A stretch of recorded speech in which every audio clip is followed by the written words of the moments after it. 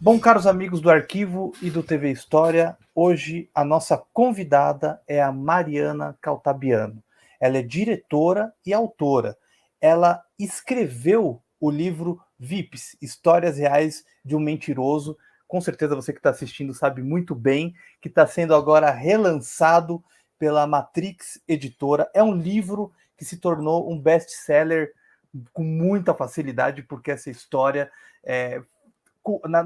ali na década de 2000, foi uma história assim que estourou de um jeito que pegou todo mundo. E hoje é engraçado ter aqui a Mariana, porque a gente está vivendo um sucesso do golpista do Tinder, que está na Netflix. Então, para você que viu o filme e não conhece muito bem a história desse livro, então você vai gostar desse painel, que é bem interessante. E também, claro, além de falar do livro, a gente vai abordar a carreira da Mariana como diretora de programas infantis. Ela tem um currículo muito bacana e ela tem uma importância grande nesse conteúdo infantil. Bom, antes de tudo, Mariana, muito obrigado por ter aceito o convite. Muito bacana ter você aqui falando desses dois assuntos, do livro e da sua carreira também como diretora. Muito obrigado. Eu que agradeço, Fábio. Muito legal poder falar de todos esses conteúdos aqui com vocês. Mariana, o livro está sendo relançado, como eu falei, ele foi um best-seller, ele vendeu muito bem, ele se tornou um documentário e também um filme que foi estrelado pelo Wagner Moura, né? Como é que foi esse relançamento? O livro, você conta um pouco mais do que aconteceu? Como é que é o relançamento? Conta um pouco para a gente. O que nos inspirou a fazer esse relançamento é que eu recebo muitas mensagens de pessoas, né? O documentário, ele ficou 10 anos na Netflix. Ele acho que foi um dos documentários mais vistos da história da plataforma. E por conta disso, muita gente me procura pelo Instagram, pelo Facebook e tal, falando o que aconteceu com o cara, ele tá preso, ele não tá preso, que fim ele levou. E aí eu pensei, poxa, acho que vale a pena contar, né? O que aconteceu depois do lançamento do livro. E a gente lançou em 2005, né? Nós estamos agora em 2022. E é muito louco de ver que o tema ainda é atual, como você acabou de falar, né? Além do golpista do Tinder, tem também aquela que se faz passar por uma herdeira alemã, né? Que está na Netflix, fazendo sucesso. Então a gente sentiu que tinha uma relevância fazer esse lançamento e também até para as pessoas não caírem mais nesse tipo de golpe, né? Conhecendo a história e como age um estelionatário, eu acho que as pessoas ficam mais ligadas para não serem enganadas. É interessante o livro, né? Porque tanto o livro quanto o documentário, quanto o filme, né?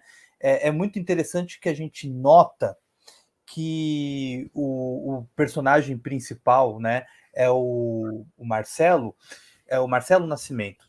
Ele não mostra nenhum tipo de arrependimento, assim, porque ele fala de um jeito muito natural. Porque não importa qual tipo de golpe seja. Golpe é golpe, não tem jeito. Não importa o tipo da mentira para que você vai fazer. Mentira é mentira, ponto final. E ele, do documentário é impressionante porque ele conta com uma naturalidade tantos fatos. Porque é claro que marcou foi a questão do filho da Gol. E quando você entrevistou ele pela primeira vez, quando você começou a fazer o livro em 2005, naquela época, o que você sentia? O que você sentiu ao conhecê-lo? Você sentiu que ele tinha prazer de fato naquilo que ele fazia? Ou que é um personagem dele mesmo, que ele montou e ele acredita naquele personagem? Ou é uma questão de que não, é isso que ele gosta de fazer mesmo? Ele foi um mentiroso de primeira porque é o que ele gosta. As vítimas do Marcelo, em geral, são pessoas que também querem levar vantagem de alguma maneira. Elas não são assim pessoas inocentes, elas não são coitadinhas, vamos dizer. Eu vou dar um exemplo disso. Quando eles fez passar por fiscal da Receita e disse que tinha mercadoria apreendida lá, que podia ser vendida pela metade do preço, a pessoa que está indo lá também está fazendo uma coisa que é ilegal. Você não pode ir lá comprar mercadoria apreendida, né? Então eu acho que assim, uma das coisas, no caso da Gol, por exemplo, acho que foi até assim se vingar um pouquinho da nossa sociedade hipócrita, que julga a pessoa por aquilo que ela tem, entendeu? Acha que ele é o dono da Gol, então trata ele super bem. quando achavam que ele era um Zé Ninguém, as pessoas passavam por ele e até bufavam, assim, sabe? Então, acho que pode ser que tenha um prazer nisso, assim. Eu vou me vingar dessa turminha aí que tá achando que tá botando para quebrar e, na verdade, vou fazer eles ficarem aí de meus puxa-sacos e vou me aproveitar disso. Então, a maioria dos casos são nessa linha. Então, pode sim ter um prazer nisso, né? Acho que ele pode dizer melhor, mas eu acredito que sim. O que é interessante, né? E esse vídeo do Amaury Júnior, a gente tá pegando o clássico já, né? Porque isso é, Uhum. é um verdadeiro clássico. Quem conhece bem aquelas festas que o Amaury Júnior ele mostra, mostrava e mostra ainda, a gente sabe que também ali tem muitas pessoas ali em volta que querem se aparecer. Né, Sim, que são pessoas que estão à beira da margem da mídia, que buscam ali serem arroz de festas, aproveitar o status, né? E uma coisa que ele fala no documentário, isso que você falou é verdade, quando ele, porque a aparência dele ele não é um cara bonitão, galã, modelo, não tem nada o disso, mas quando contrário ele. do Prenda-me se for capaz, né? Que era o Leonardo. Isso, que ele usava também, né? Não apenas a lábia, mas o visual ali, dele ser um cara bonito, então isso a gente sabe que abre portas mesmo. Como você falou, é uma sociedade hipócrita, né? É, ali também a gente pode ver isso que é interessante, que tudo bem, ele mentiu, utilizou isso, se deu muito bem, mas um ponto também é que as pessoas que viram ele como filho da Gol também embarcaram na dele, né, para tirar uma casquinha, né? Marcaram, elas queriam acreditar naquilo e elas queriam se aproveitar daquilo. Né? Eu estou contando tudo isso e tem uma coisa curiosa, né? Que eu também fui enganada por ele. E no caso, não que eu quisesse me aproveitar dele, mas era o seguinte: isso nunca eu contei em nenhuma entrevista, vou falar para você. Eu queria muito ser enganada por ele, de alguma maneira. Porque eu ficava pensando, nossa, ia ser tão legal se ele conseguisse me enganar, que ia render um capítulo no livro e no documentário que eu ia poder mostrar como ele age, né? Eu tendo sentido isso na prática. É claro que eu não menti, eu fui de fato enganada por ele, né? Mas era algo que, olha que curioso, era algo que eu queria, no fundo, inconscientemente, era algo que eu queria, ia ser bom para mim ter isso aí, né? Então, uma outra coisa que ele faz também é ler qual é o seu maior medo, ou qual é a sua ambição, ou o que você quer, e se aproveitar disso, né? O meu medo ali, quando eu fui fazer a primeira entrevista na cadeia, era que algum diretor ou escritor mais famoso tivesse abordado ele antes, com uma oferta melhor.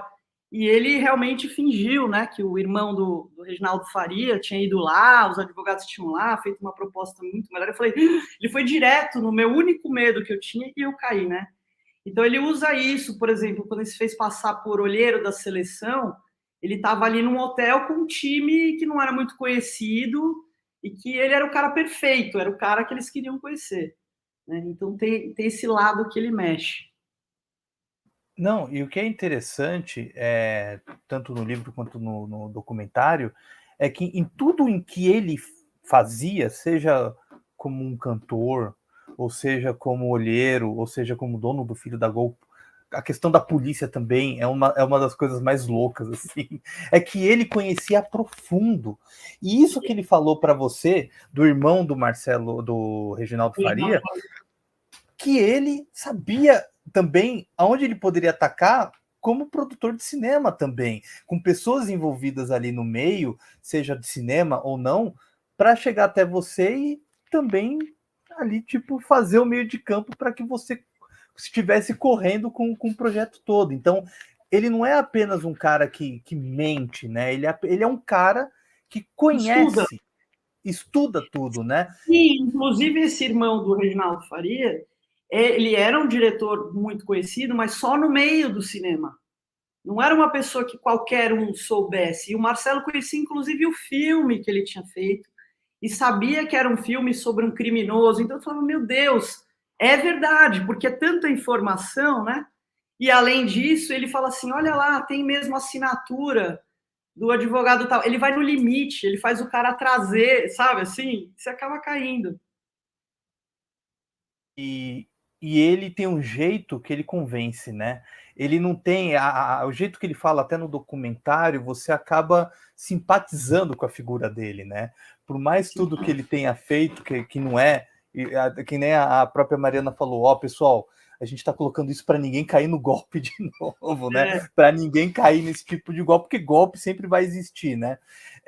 Até de um modo geral, você que conheceu ele muito bem, e com certeza você viu outras histórias e tudo mais, a gente tem um ponto aqui no Brasil de que às vezes o golpista é que se dá bem e o otário é que se dá mal, né? Uhum. O ponto até eu lembro muito do Ronald Biggs, né? Para quem não conhece o Ronald Biggs, ele foi um assaltante do trem pagador na Inglaterra, se não me engano, e ele fugiu para o Brasil e ele se tornou um astro, né? Virou até ele cobrava para as pessoas conhecerem ele, tomarem um chopp com ele. Ele virou até punk, né? E o filho dele foi integrante do Balão Mágico. Então, às vezes as pessoas falam, pô, vem para o Brasil, se dá bem, né? Tipo, golpista de fato se dá bem. Vendo tanto, não só dele, mas tantas outras histórias que eu acho que com certeza você estudou, leu, o golpista tem isso na mente dele, que ele sempre vai se dar bem, mesmo no momento em que ele é preso? Você acha que ele tem essa visão? Vou me dar bem. Eu acho que não, eu acho que não. Aliás, o Marcelo não se deu nada bem, né?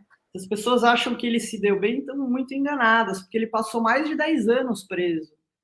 Que vida é essa? Em lugares horrorosos, em Bangu, junto com facções, correndo risco de vida.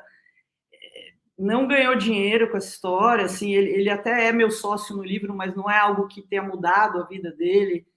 Então, assim, não sei, eu acho que teria que ser estudado aí por um psiquiatra, alguém mais especializado, né?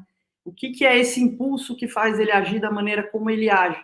Mas uma vez eu mostrei para um, ele falou assim, olha, ele é um cara muito inteligente, extremamente ansioso, ele não tem paciência para fazer o caminho normal. Por exemplo, ele poderia ser policial, certo? Com a inteligência e tal. Mas você não vai virar policial do dia para a noite, né? Como você também não vira piloto do dia para noite, tem todo um processo. Então, às vezes, acho que talvez bata essa coisa do jeitinho brasileiro de querer um caminho mais curto, né? Só que aí é o caminho mais curto que te leva para o lugar errado, né? Porque eu tenho certeza que ele teria sido muito bem sucedido em qualquer uma dessas profissões que ele tivesse escolhido, que fossem reais, tanto piloto quanto policial. Talvez não tivesse tanta emoção, né? Talvez ele busque essa emoção de não querer ser uma pessoa comum, né? De querer aparecer, de gostar do holofote. Acho que pode ser isso também. Tem um ponto também, não, claro, romantizando, mas a gente também está num país em que muitas pessoas não têm chance, né? Isso é verdade.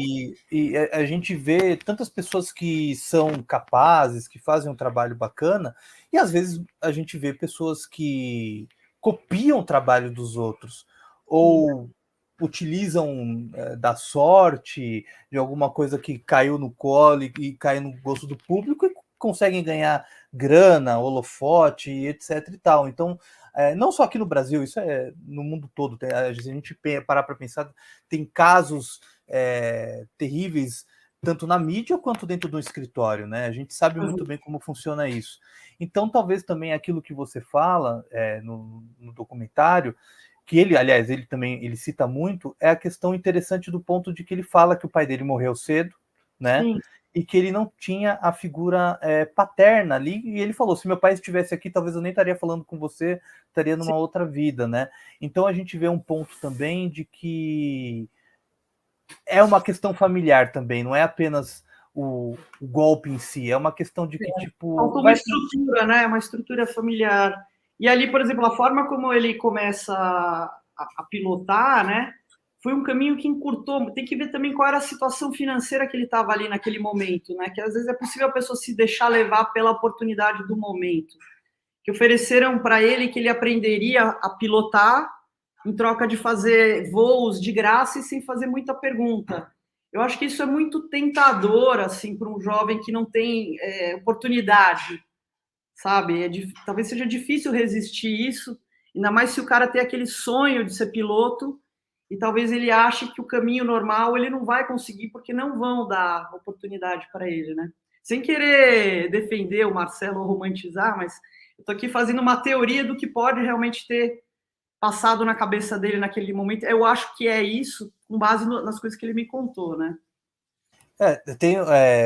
Antes de fazer a próxima pergunta, tem uma entrevista do José Wilker para Sônia Braga, em que ele fala, pô, o cara tá lá sentado na sua miséria, vê umas pessoas dentro de uma casa, preguiçosas ali, brincando na piscina, para levar 1,5 milhão de reais, né? Então o camarada se revolta, peraí, em 12 meses eu tiro 12 mil reais num ano, eu preciso fazer alguma coisa e às vezes acaba caindo por esse meio que, claro, não é nem um pouco certo, mas muitas pessoas olham de fora outras pessoas se dando bem, às vezes sem talento algum, acaba indo nisso. Mariana, como é que surgiu a história do Marcelo? Como é que surgiu essa vontade de você fazer o livro, o documentário? Como é que surgiu isso na tua carreira? Eu tinha feito curso de cinema e desde então eu tinha vontade assim de fazer um longa-metragem, né? Então eu buscava uma história que eu achasse que as pessoas gostariam de ver, que seria interessante. E aí onde eu estou assistindo lá o programa do Amaury Júnior, e ele mostra as entrevistas do Marcelo se fazendo passar por dono da Gol e conta que ele tinha sido enganado pelo Marcelo durante 4 dias num evento em Recife e tal. Pesquisei mais, achei uma matéria na revista Época, onde eles mostraram não só esse golpe aí do dono da Gol, mas vários outros. Eu falei, meu Deus, esse cara é um tema para fazer um filme. Aí eu descobri nessa matéria o telefone da mãe dele, telefone nada, né? Eu tive que fazer meio trabalho de detetive. Descobri onde ela trabalhava, consegui o telefone, liguei. Ela até foi meio grossa, assim, porque achou que eu era jornalista e tal. Eu falei, não, eu quero fazer um livro, um filme. Aí ela falou, olha, o Marcelo fugiu de Bangu, nem sei se ele tá vivo, mas se ele aparecer, eu te ligo. Aí deu uma semana, foi milagre, assim. Ela me ligou, olha, ele tá preso aqui em Curitiba. Se você quiser fazer esse livro, o filme é agora. Aí eu peguei, fui para Curitiba já como advogada e já com a proposta, o contrato. Eu lembro até que na hora ele botou a mão assim entre a grade para me cumprimentar. Eu fiquei morrendo de medo, né? Já imaginei aquela cena de filme que te puxa, põe o canivete. Eu falei, ai meu Deus, põe a mão, se não colocar também ele não vai. Aí no fim, cumprimentou, deu certo. E a gente acabou fazendo o contrato para livro, filme e documentário. E o documentário, que eu acho muito bacana a linguagem que você coloca nele, com as animações, com a questão também ali das maquetes, achei muito bacana, porque realmente é muito diferente. E hoje em dia, aquilo você fez em 2005, não foi o documentário? Ou foi um pouco depois? Então, o processo foi o seguinte: na verdade, originalmente eu não pensava em fazer o documentário. Eu estava em conversa com o Fernando Meirelles, né, dono da O2, e o Tunico Melo, que ia ser o diretor, acabou sendo o diretor do filme. E a ideia, na verdade, não era nem livro, nem documentário, não era nada disso, era só o filme. Só que daí a advogada do Fernando Meirelles, lá da O2, ela falou: mas gente, não tem como comprar os direitos de um estelionatário, tem que ter um livro. Aí eu falei, tudo bem, eu faço o livro. Só que para fazer o livro, eu fiquei mais de um ano gravando imagens, não só com o Marcelo, mas com as pessoas que foram enganadas por ele, e fui reunindo material de pesquisa e vi que esse material ele era muito rico, né? Eu falei, não, eu tenho que fazer também o documentário, até porque no documentário eu ia ter mais liberdade de colocar a minha linguagem, né? Porque o documentário era diretora e produtora e o livro, o filme, na verdade, eles só compraram os direitos do meu livro. Então eu pude usar, né? Por isso que eu usei animação, porque eu trabalho com animação também, é um recurso que eu gosto bastante em documentário. Então eu acho que eu gostei de fazer porque deu para pôr a minha cara ali no documentário, né? O jeito que eu contaria E hoje em dia, muita gente usa esse recurso, né? E hoje em dia, muita gente coloca esse recurso em documentários que tem no streaming, enfim, de modo geral. Quando eu vi o documentário, eu vi há pouco tempo, eu falei, bom, ela criou uma escolinha aí, porque o pessoal tem feito muito isso. O que eu pensei na época foi o seguinte, como ele se faz passar por vários diferentes personagens, eu falei, é até uma oportunidade para usar diferentes estilos de animação, né? Por isso que até no momento lá ele vira um personagem dos Simpsons. Não, é muito bacana e muito criativo. Sobre o filme, né, que foi lançado em 2010 com com o Wagner Moura como o protagonista. Qual foi a sua participação? Claro, além de que foi baseado na história do livro, como é que foi a sua participação? Você acompanhou o projeto, a produção, como foi?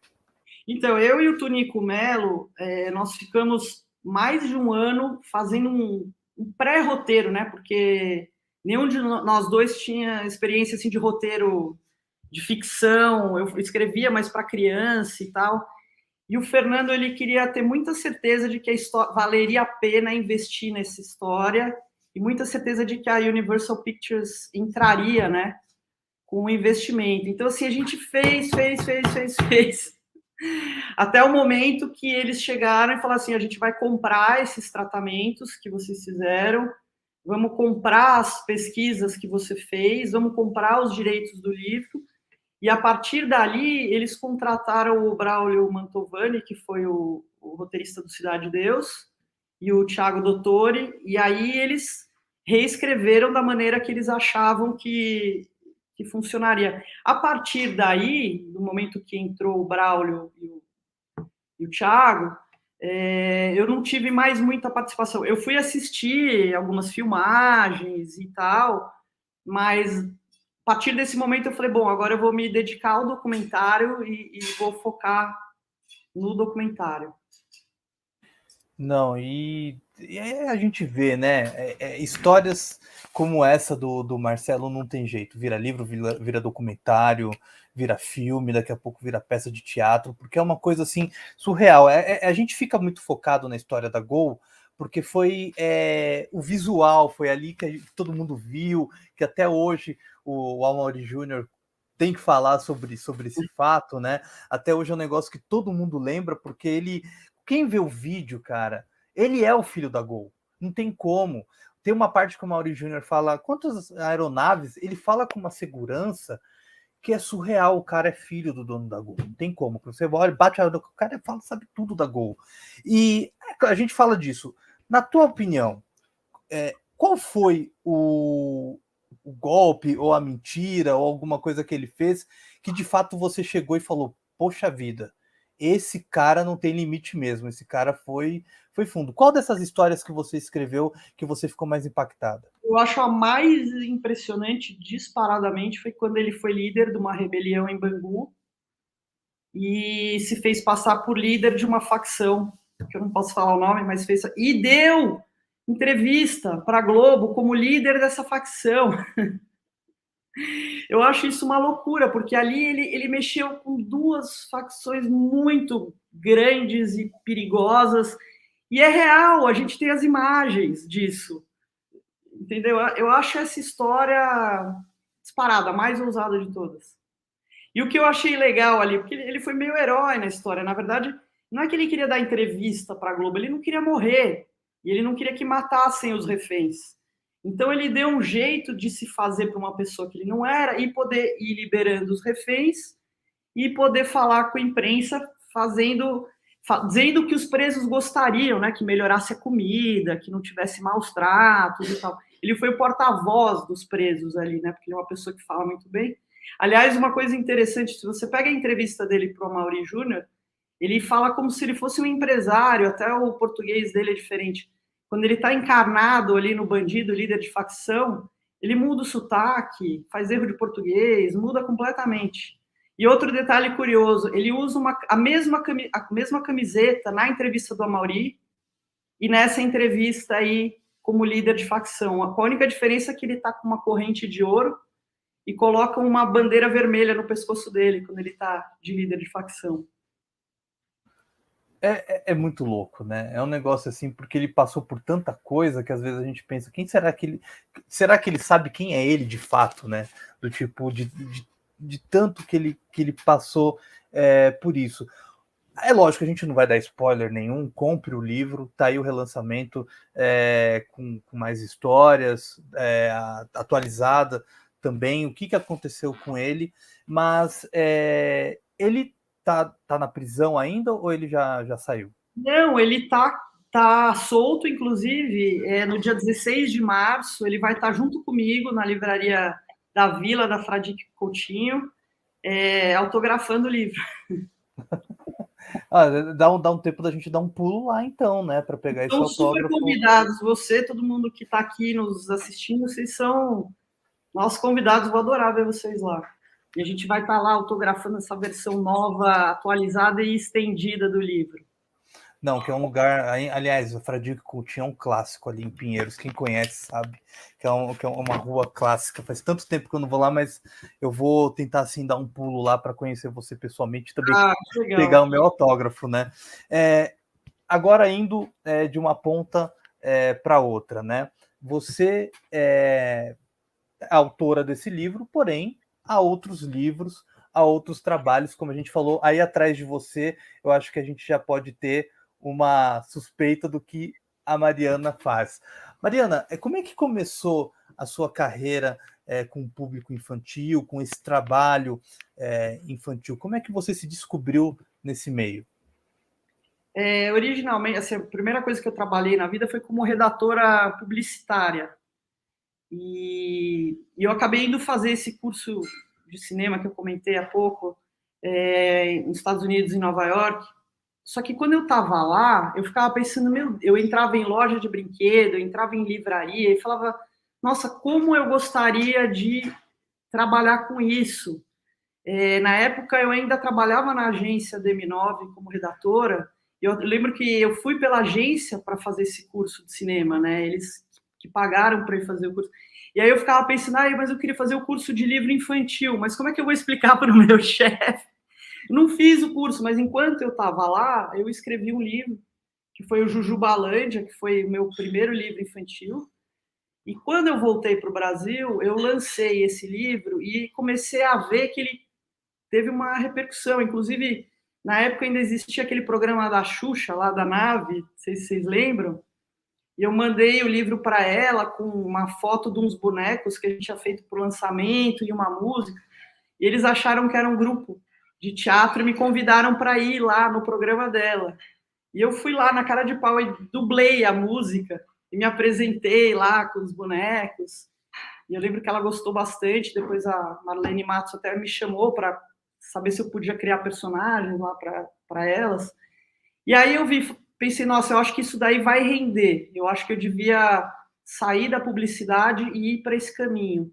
Então eu fiz um piloto do Zuzubalândia, acabei mudando o nome de Jujubalândia para Zuzubalândia, por causa da abelha Zuzu, e levei no SBT. E foi a primeira vez que o seu Silvio Santos comprou uma produção nacional independente. Eles acabaram comprando 120 episódios de 4 minutos. Então, a minha estreia na TV foi no SBT, com esse Zuzubalândia.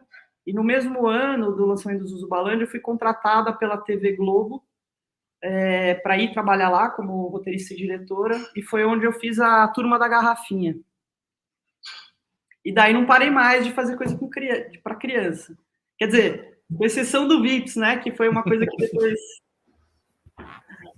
O que é legal, isso que a Mariana falou, e a Mariana pode falar muito melhor que eu, é que no Brasil, tanto a animação quanto esse trabalho independente para público infantil não é moleza. E nunca foi, e nunca vai ser, não. Porque aqui é um processo de trabalho de formiguinha, né? E isso que você falou é muito interessante, porque o que a gente pode falar? Que a produção ali nos anos 80, os anos 90, nacional, que atingia a criançada, era a Turma da Mônica, né? Que sempre, seja nos filmes ou propriamente na televisão. Quando entra a Zuzubalândia, e você fala isso principalmente no SBT, que a gente sabe que sempre foi uma emissora muito ligada ao universo infantil, mas também com enlatados de desenhos estrangeiros, não só o SBT, como qualquer outra emissora da época.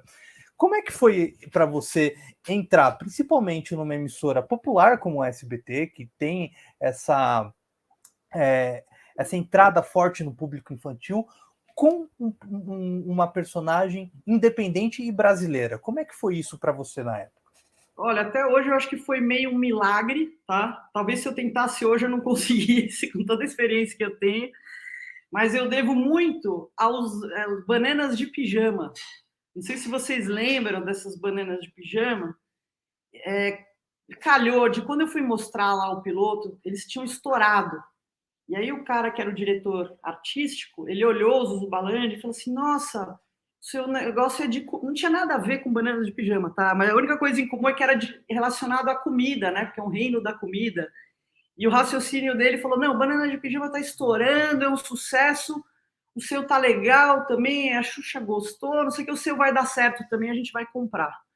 O Silvio me deu uma autonomia para comprar algumas coisas, vamos fazer. Então foi uma aposta desse diretor artístico, porque ele viu ali que ia dar certo, porque tinha a ver com as bananas que estavam fazendo maior sucesso já lá no SBT. Não, e é muito bacana que você acaba produzindo um conteúdo brasileiro, né? Então ali a criançada consegue se ver de fato dentro, de claro, do universo lúdico da Zuzubalândia, mas com um toque brasileiro, com um toque que a gente está ligado 100% aqui, que às vezes muitos enlatados vêm e não tem essa a proximidade, por mais que a gente possa ter crescido com Pica-Pau, Tom e Jerry, Pernalonga, enfim, todos esses desenhos, não é a nossa realidade, né? Como eu falo, é um ponto lúdico, mas ele é totalmente brasileiro, isso que não, e a gente tem atores fantásticos aqui no Brasil, foi muito legal poder pegar esses atores, vários eram da TV Cultura, né, e levar para um canal que com mais visibilidade ainda, né? E muitos deles acabaram indo para a Globo também comigo. Então, eu acho que é bacana essas produções nacionais para dar oportunidade não só para os nossos atores, que são incríveis, mas os nossos animadores também, né? E como foi? A gente sempre, quando a gente traz assim mulheres aqui para o canal, a gente sempre pergunta também como foi com a Rosana Herman, com a Mayara Magri, enfim, com tantas outras mulheres que a gente conversou. E eu acho que é interessante você também falar do ponto de uma mulher nessa produção infantil, sendo a diretora, conduzindo uma criação própria. Como é que foi? Também há machismo nesse meio também de animação, de um trabalho infantil, enfim. Tem esse machismo que a gente vê em outras produções? Olha, eu acabei não sentindo o machismo, mas eu acabei virando diretora por acaso, tá? Porque eu era muito jovem, quando eu comecei o Zubalândia, eu tinha 20 e poucos anos, eu nunca tinha dirigido e eu não ia dirigir. Na verdade, eu tinha chamado o Fernando Gomes, que era o diretor do Cocoricó, para ser o diretor. Por sorte, na época surgiu um trabalho de publicidade muito grande que ele não podia recusar. E na última hora ele falou: Mari, desculpa, mas eu não vou poder dirigir o teu programa, tchau. Então aquilo ali foi o maior presente que ele podia ter me dado. Então, quando eu levei, como eu produzia fora do SBT, eu controlava ali o ambiente. Eu não tinha machismo porque eu era chefa. Entendeu? Eu era chefe, não tinha como ter machismo, né? E quando eu fui para a Globo, eu já fui nesse papel de diretora e roteirista, com eles já tendo conhecido meu trabalho no SBT, e eles me deram carta branca na Globo também. Então, assim, a partir daí, eu já estava numa posição que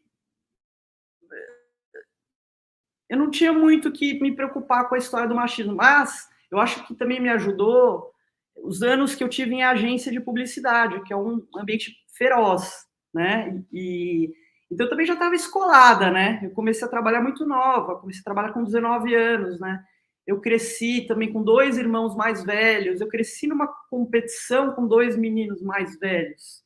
Então eu acho que eu saí da minha casa já treinada para o mercado, né? Tanto é que eu fui trabalhar na DM9, que era um lugar que as pessoas ficavam assustadas porque era muito rígido, né? O nosso chefe saíam de lá traumatizadas e eu cheguei lá me sentindo em casa, porque os meus pais também não eram bonzinhos.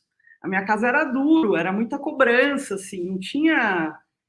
E eu sempre fui cobrada e tratada da mesma maneira que os meus irmãos, né? Então eu cresci já nessa posição de tudo que eles fazem você também pode fazer.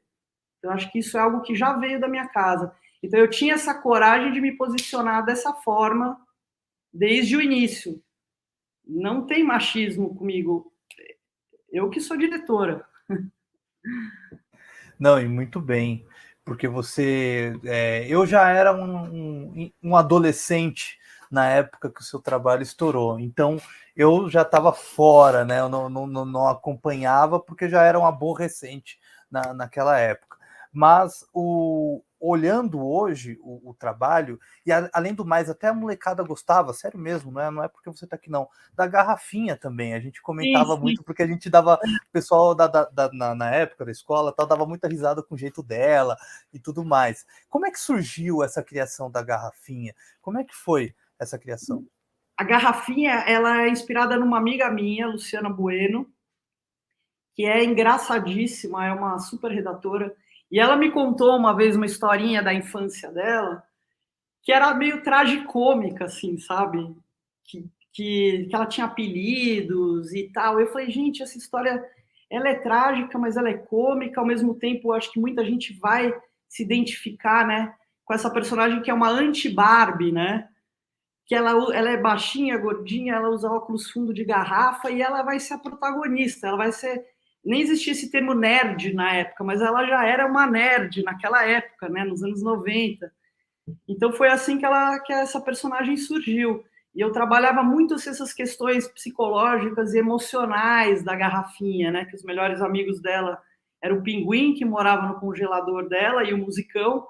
Então tinha muito essa coisa, assim, de, eu tenho vergonha de fazer pergunta na escola, o menino me deu um apelido, e até aprender a lidar com bullying, né, que é algo que a gente fala muito hoje, mas naquela época eu não falava, mas eu falei, vou já falar disso, porque é importante, né, a gente vê acontecer. E é interessante que eu sempre falo que a gente vê alguns programas infantis que tratam as crianças como uma coisa muito boba, né? Parece que a criança é muito boba e que boba não tem de nada. Tanto a Zuzubalândia quanto a Garrafinha, elas tratam a criança de uma forma muito inteligente e também muito divertida, pegando pontos importantes também, né? Então esse lado, digamos, cômico que você coloca nas suas criações é um ponto de partida que não só agrada a criançada, mas também os adultos, né? Eu acho importante, assim, tudo que eu faço, eu acho que o pai e a mãe têm que gostar de assistir junto. Porque eu lembro quando meus filhos eram pequenos, que, nossa, eu ficava tão feliz quando eles gostavam de algum desenho que eu me divertia junto. Assim, o que a gente assistiu de Bob Esponja. Então eu sempre tive essa preocupação de fazer algo que fale com os pais, com os irmãos mais velhos, né? E que eu me divirta também. A equipe tem que estar se divertindo junto, né? A gente sempre faz uma coisa que a gente gosta lá no estúdio, sabe? Eu mostro para tem que estar todo mundo se divertir. Por isso até que eu não trabalho muito com pré-escolar, criança muito pequena. Eu gosto de poder fazer as piadas, sabe? Tem uma coisa, eu acho que você deve saber, claro, de um ponto que até muita gente falava, que é o 11 de setembro foi interrompido quando teve o plantão da Globo pelo Dragon Ball Z. Isso é um efeito Mandela, não existe. Interrompeu a garrafinha. Foi bem no horário que estava Sim. passando. Então, quando caiu isso, acabou. Então, de fato, o ponto histórico também que a garrafinha, infelizmente, teve que passar foi no 11 de setembro, quando teve aquele corte Pois é, brusco do ataque. Eu acabo descobrindo essas coisas pelo Instagram, né? Que o pessoal que assistia e agora tá grande me manda todas essas curiosidades, assim. Eu acho muito engraçado como as pessoas lembram até, eu fico feliz, né? E eles falam, marcou a minha infância, não 11 de setembro, a sua personagem e tal. Mas você sabia que no dia, lá, e aí contam essas histórias. E de uma forma, como você falou, né? Você tem seus filhos que você também curtiu, a infância. Desculpa, eles já são crescidos, né? São. Ah, então tudo Tem bem. 22 e 19. Então você curtiu a infância deles. Como é que você se sente como criadora vendo a criançada se divertindo com uma obra sua? Não só a criançada de agora, mas, como você falou, pessoas que assistiram os seus programas, que têm essa ligação afetiva. Como é que é para você, não apenas profissionalmente, mas também pessoalmente, você como mãe, vendo isso? Eu acho que isso é o que me motiva a continuar, porque realmente, como você falou, é um trabalho de formiguinha, é um trabalho dificílimo, dificílimo. Então, acho que essa reação do público é o que me motiva a continuar sempre na luta e fazendo, é como se fosse a minha gasolina, assim, sabe? É muito legal ver uma pessoa que hoje, com 20 e tantos anos, falando, nossa, o Jujubalândia era o livro que eu mais gostava na escola, ou eu via a garrafinha, ou eu aprendi a ler com um livro seu. As professoras me escrevem muito, elas usam, a gente desenvolve jogos educativos também no Iguinho. Aliás, tem toda uma geração que foi o começo da internet, né, que começou jogando nos jogos, que eu sou criadora do Iguinho também. Então, tudo isso é extremamente gratificante. E eu quero poder fazer muito mais, principalmente nessa área da educação, que eu acho que dá para fazer mais coisas, sabe, para ajudar. Aproveitando isso que a gente está falando, cada vez mais, por mais que tenha o streaming, enfim, cada vez mais a gente vê que as crianças perdem espaço na TV aberta, né? Hoje, se não me engano, na TV aberta a gente tem aqui, né, em São Paulo, a TV Cultura, que exibe uma programação infantil, e o SBT. O resto, de fato, foi deixado para trás. Claro, tem o streaming, tem a internet, a gente sabe muito bem disso, mas num país como o Brasil, gigante, imenso, nem todo mundo tem acesso a uma boa internet ou condições financeiras de assinar o tanto dos streams que a gente tem por aí. Como é que você vê essa defasagem de programas infantis na TV aberta?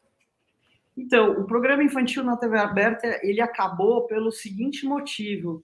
É mais lucrativo para o canal, na TV aberta, ter um programa voltado à mulher por conta dos anunciantes que esse tipo de programa traz, entendeu? Então você vai ter fogão, você vai ter azeite, você vai ter banco. A receita é muito maior do que você ter um programa infantil, onde quem você teria de anunciante? Fabricante de brinquedo? Não dá para comparar, entendeu? Então, pouca gente sabe disso, mas a real, não é nem a questão da audiência, é a questão da receita que ele traz para o canal. Na hora que o canal vai fazer a conta, não fecha você manter um infantil na TV aberta. É simples assim. Não tem outro segredo, não. Mas, mesmo por um lado, a gente tem essa questão das propagandas, né? Que isso também teve essa legislação que proibiu, né? Mas ao mesmo tempo que a gente fala muito da televisão, dessa questão das propagandas, na internet tem propaganda a rodo também, que às vezes atinge muitas crianças, né? Não existe também, você acredita que existe um pouco de hipocrisia ou não? De fato é uma coisa que a gente tem que levar a sério mesmo? Eu acho que assim cabe aos pais preparar as crianças para o mundo, porque você não pode criar uma criança numa bolha, né? Depois, outra coisa, quem vai executar a compra é o adulto.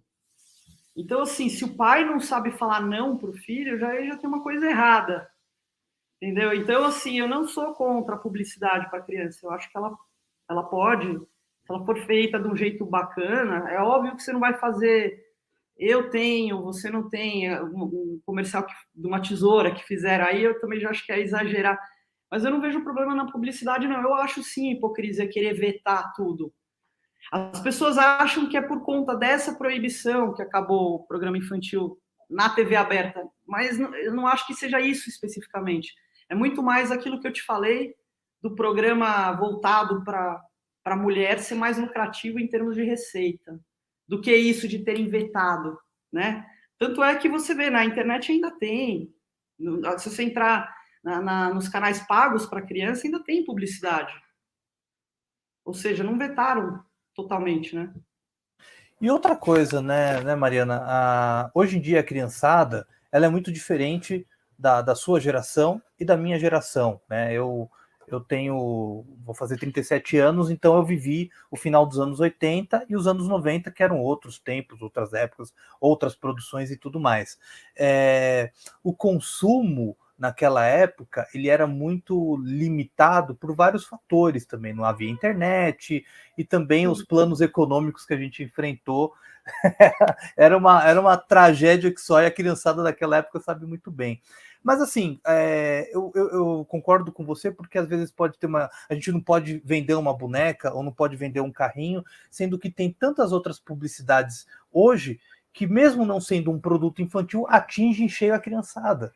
E ainda mais com a internet, da onde elas têm ali acesso a tudo. Porque isso, querendo ou não, não apenas atrapalha um programa infantil, como você falou, nem esse foi o grande motivo, mas também atrapalha produtores independentes também que buscam um lugar ao sol. Sim. Que buscam um lugar ao sol para colocar seu trabalho. Eu acho que o YouTube ele atrapalhou demais os produtores, criadores de conteúdo infantil, quando eles não vetaram totalmente a publicidade, mas eles vetaram muito, né? Que teve aquela lei lá da Califórnia. Não sei se você se lembra que estavam passando dados das crianças para os anunciantes. E aí, por conta disso, a receita dos produtores de conteúdo do YouTube caiu drasticamente. Isso é horrível para os produtores independentes e pessoas que queiram fazer conteúdo para criança, porque muita gente vivia daquele canal do YouTube, sabe? E hoje em dia essa conta já não fecha mais, principalmente se você for fazer animação, né? Que é algo caro, trabalhoso. Então isso eu acho uma pena, assim, tira o emprego de vários animadores, roteiristas, produtores, atores, dubladores, né? Não faz sentido. E quando a gente fala que é um trabalho difícil, né? E sempre foi, a animação no Brasil nunca foi um trabalho simples. É claro que também tem uma baita concorrência dos enlatados que é despejado no Brasil de uma forma monstruosa, né? Do tipo, como é muito mais fácil, né? Você comprar um enlatado de 30 desenhos, que sai muito mais barato para a emissora, do que de fato investir numa produção nacional com conteúdo direcionado. Só fazendo uma parte aqui, eu não sou a favor do Google vender dado das crianças para os anunciantes, não é isso. Eles tinham que regularizar ali para que não fossem passadas essas informações, mas não vetar totalmente a publicidade, ou vetar tanto a publicidade nos canais infantis do YouTube, porque inviabilizou para muitas pessoas, né? Com certeza, né? Mas assim, a gente espera que cada vez mais apareçam novos trabalhos, que a criançada merece um conteúdo brasileiro também, claro. E é um ponto muito criativo. É só a gente ver o histórico de programas infantis de qualidade, né? Porque também teve muito programa infantil que não havia uma qualidade, enfim. Mas isso vai de época e de gosto também. Mas como foi com o seu trabalho com a Zuzu, como foi seu trabalho com a Garrafinha e com tantos outros personagens, porque a gente está falando de 2 específicos, mas tem vários personagens que a Mariana criou, entre eles um que eu também gosto, porque minha mãe é professora infantil, e ela já dá aula há quase 20 anos, né, a minha mãe. E ela sempre falava para mim que tinha um personagem que a turminha dela lá gostava, enfim, uma época, que era o Gui e o Estopa. Ela sempre falava muito que a molecada gostava e tudo mais. Então, só para resumir aqui, quantos personagens você criou? Eu queria aproveitar e contar uma novidade do Gui Estopa, posso? Pode, claro, por favor. Eu queria contar que a HBO Max acabou de comprar todas as temporadas do Gui Estopa e contar que a Zuzu Balândia já está lá na HBO Max também. E sobre o Gui Estopa e também Zuzu, eu tenho feito tirinhas semanais sobre os dois que podem ser vistas tanto no Instagram, quanto no Facebook, quanto no site. Tem o site da Mariana aqui, eu até já acessei ele aqui, que é muito bacana, vou compartilhar na tela aqui, para todo mundo ver, porque tem todo o trabalho dela, né? Tem a história dela, mas também a gente pode ver todos os personagens, tudo que ela fez. É muito bacana, tá aqui. Tem todos os trabalhos. Tem todos os trabalhos. Aliás, Fábio, tem um programa que eu gostei muito de fazer e essa semana me mandaram umas fotos antigas, assim, e foi o Flora Encantada, da Angélica. E bacana. Que foi depois até, né, da Garrafinha e tal, que foi muito legal. Tinha essa formiga roxa. Então, até no programa da Eliana também, aqui, Fábrica Maluca, também tem o dedo da Mariana aqui também, né? Você trabalhou no Bom Dia e Companhia, não foi, Mariana? Sim, eu cheguei a... Uma época me chamaram lá para dirigir a Priscila e o Yudi, e, na verdade, eu dei uma repaginada, assim, algumas coisas lá do programa e tal, e eu acabei saindo quando eu consegui justamente o patrocínio para a série do Gui Stoppa, que foi quando eu montei o meu estúdio de animação. Mas foi legal a experiência lá no Boarding Company, eu gostei. Não, muito bacana. Então, tem O esse Brasil site. Animado também, né, que a gente fez, que foi um longa de animação, aí é um outro livro. Canal Natureza. É. Ah, o currículo da Mariana é grande, igual esse site Um aqui, livro porque que tem eu fiz com o Jairzinho, né, Oliveira e a Tânia Calil, do Grandes Pequeninos. tem aqui os livros, ó. Essas são as temporadas, né, do Ah, sim, as Guistopo. temporadas. Se Tem um sujar livro faz bem. para a Unilever, da Open. Quer dizer, a Mariana ela tem um currículo muito bacana e é legal. É claro, a gente falou do VIPs, que está sendo relançado pela Matrix Editora. Quem quiser, dia 16, na Livraria da Vila, na Fradique Coutinho, a Mariana vai estar lá autografando os livros. Então, não só apenas esse livro, que, claro, é um best-seller, vai ser relançado, essa história ainda vai ter muitas pessoas, que você vai falar com uma geração nova que não conhece essa história, né? Quando você lançou esse livro, muita gente devia ter 5 anos, que hoje a gente se sente velho, né? Que hoje já tem 22, 25 anos, né? Vai poder conhecer também essa história, né? Quem viu o trabalho da Mariana com a Garrafinha, com a Zuzubalândia, vai poder ler o livro dela agora. Você que já é adulto, vai poder ler o livro dela agora, que é o Vips, que é a história do Marcelo Nascimento. Olha, Mariana, antes de tudo eu queria te parabenizar, porque eu sei pelos colegas que eu conheço, que trabalham com animação para o público infantil, não só para o público infantil, animação de um modo geral, o quanto é difícil ser independente, não só nesse ponto, de forma assim, de ter esse trabalho com a raça que as pessoas levam, com pouco investimento, com pouco apoio, mas o seu talento, o seu cuidado com as crianças, a sua visão, né, com a molecada que curtiu tanto e curte tanto o seu trabalho, que vai poder rever agora também na HBO, é muito legal. Eu queria te parabenizar porque eu vejo pela minha mãe o quanto o seu trabalho e de outros seus colegas é tão importante para a criançada e quanto fascinam isso. Então, pode ter certeza que você ajudou muito a minha mãe também, ela sendo professora ali com a criançada, apresentando os desenhos que eles gostavam. Então, é gratificante não só falar, claro, do livro, que está aí de volta, por favor, está na editora Matrix, no site da editora, nos principais sites da internet, e também do seu trabalho infantil, que é muito louvável e que tem todo o seu talento. Muito obrigado, parabéns mais uma vez, muito bacana Obrigada, ter Fábio. Eu aqui queria contado um também pouco. te agradecer e parabenizar também pelo seu programa, pela entrevista, que é difícil assim, a gente ser entrevistado por alguém que conhece tanto do mercado e tem as referências e sabe do que está falando. Então, assim, a gente como autor, produtor, criador, é muito, muito bom, é muito importante que tenham pessoas como você fazendo esse trabalho que você está fazendo. Parabéns. Não, muito obrigado. Fico contente que você tenha gostado, porque eu adorei. Só queria que pedir de novo para você mostrar a Zuzu para o pessoal que tá aí. Olha que beleza. Qual que é o tamanho dela aí? Você tem ideia?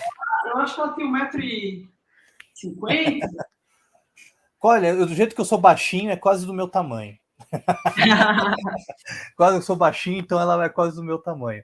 Mariana, parabéns mais uma vez. Então, pessoal, fiquem de olho. Vocês que querem ter essa edição do Vips, que está aí já disponível, você pode comprar na internet, nas livrarias, ou no dia 16 de março, e até a Livraria da Vila, na Fradique Coutinho, para você conhecer não só a Mariana, mas também o Marcelo que estará lá, e você poder ter a assinatura do livro.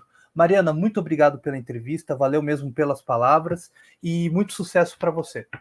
Obrigada, um beijão para todo mundo. Pessoal, muito obrigado, até a próxima e tchau.